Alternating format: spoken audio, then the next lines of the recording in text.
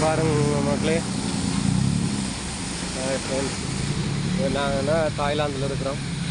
தாய்லாந்தில் வந்து அவங்க ரோட் எல்லாத்தையும் செஞ்சுருக்காங்க, ஒரு டெவலப் பண்ணியிருக்காங்க.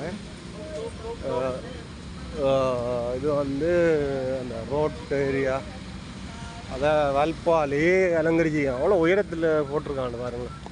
எல்லா மரத்துலேயும் தொங்குது இந்த லைட்டுகள்.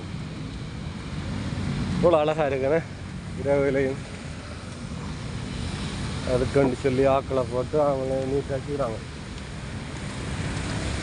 அழகாக இருக்கு.